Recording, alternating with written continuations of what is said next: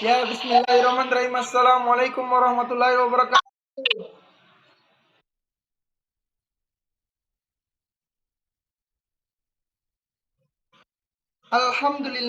Alhamdulillahirabbil alamin wa bihi nasta'in ala umurid dunya waddin.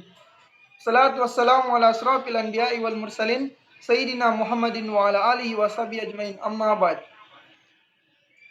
Pertama-tama, selaku hamba Allah yang lemah di hadapannya, patutlah kita memanjatkan puja dan puji syukur kehadirat Allah Subhanahu wa taala yang telah memberikan kita nikmat beribu-ribu nikmat sehingga kita tidak dapat menghitung nikmat tersebut.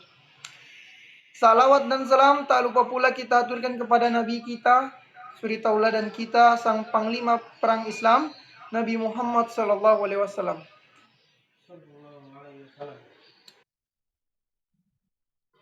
Langsung saja pada pertemuan kali ini Bapak ingin menjelaskan tentang apa itu pengertian konstitusi. Apakah ada yang sudah mengetahui apa itu konstitusi? Belum ya? Ya.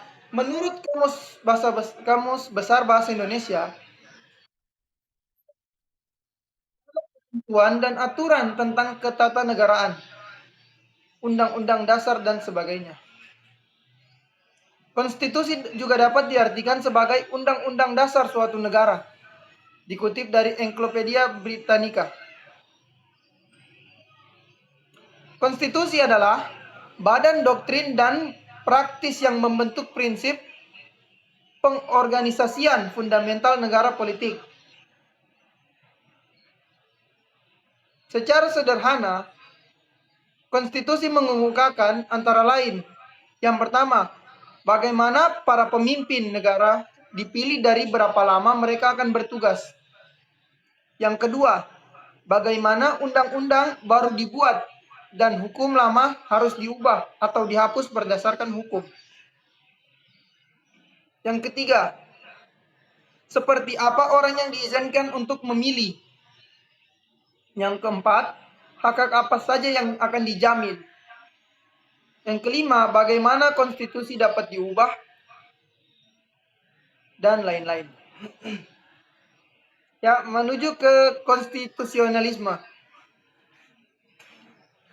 Konstitusionalisme adalah bentuk pemikiran dan tindakan politik yang berupaya mencegah tirani termasuk hasil terburuk dari kekuasaan mayoritas dan untuk menjamin kebebasan dan hak-hak individu.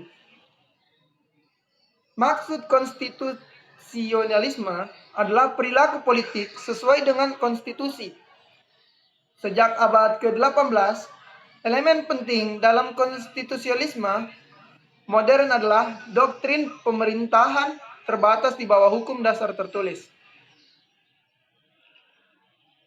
Pemerintah yang terbatas berarti bahwa para pejabat tidak dapat bertindak sewenang-wenang ketika membuat dan menegakkan keputusan politik. Pejabat publik tidak bisa begitu saja melakukan apa yang mereka mau. Pasti ada undang-undangnya. Konstitusi adalah hukum tertinggi yang membimbing dan membatasi pelaksanaan kekuasaan oleh para pemerintah. Konstitusionalisme adalah bentuk pemerintahan yang terletak di antara absolutisme dan monarki yang didukung oleh parlemen.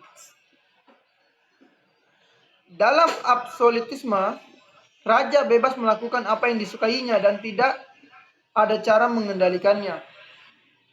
Dalam monarki parlementer, raja memiliki kekuasaan terikat oleh parlemen dan bertanggung jawab atas apa yang dilakukannya. Asal mula istilah konstitusi.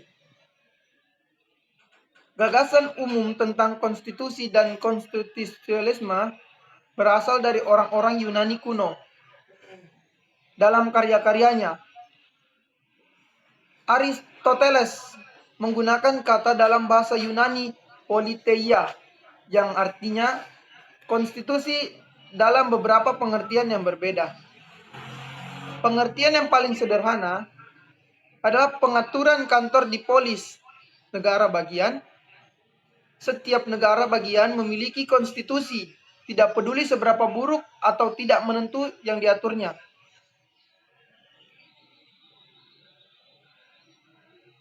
Klasifikasi Aristoteles tentang bentuk pemerintahan dimaksudkan sebagai klasifikasi konstitusi baik dan buruk. Di bawah konstitusi yang baik seperti monarki, aristokrasi, dan lainnya, artinya satu orang. Beberapa individu berkuasa demi kepentingan seluruh di polis atau negara bagian. Wujud konstitusi. Masing-masing negara memiliki konstitusi berbeda-beda. Ada yang tertulis dalam satu dokumen tunggal, ada juga yang berupa kumpulan dokumen. Konstitusi Inggris tidak ditulis dalam satu dokumen tunggal, seperti kebanyakan negara lainnya. Konstitusi Inggris ada yang tertulis seperti Magna Carta 1215, Undang-Undang Bill of Rights, dan termasuk undang-undang parlemen yang lebih modern. Konstitusi Inggris ada yang berupa kumpulan dokumen, ketetapan, hukum umum, dan praktik tradisional seperti keputusan hakim selama ratusan tahun dan suatu sistem yang disebut prioritas hukum atau yudisial. Amerika Serikat pada 1707 memulai tren dalam penulisan konstitusi. Konstitusi Amerika Serikat merupakan yang terpendek yang masih digunakan oleh orang yang telah diubah amandemen berkali-kali selama tahun-tahun. Konstitusi Amerika Serikat dibuat setelah memenangkan kemerdekaan dari Inggris. Awalnya Amerika Serikat memiliki anggaran konfederasi, Article of Confederation, tetapi kemudian diganti dengan konstitusi saat ini.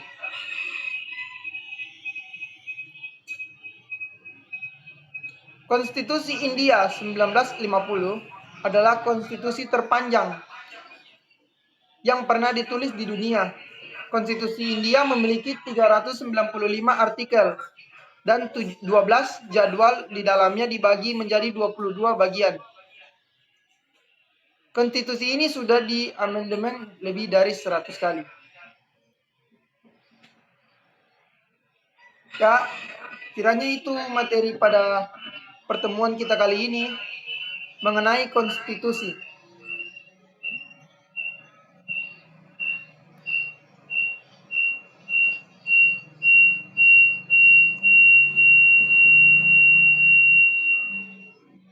Ya, mungkin itu saja yang bisa Bapak sampaikan. Apabila ada pertanyaan nanti langsung chat Bapak, ada pertanyaan lanjutan, ada yang tidak dipahami. Billahi taufiq wal hidayah. Wassalamualaikum warahmatullahi wabarakatuh.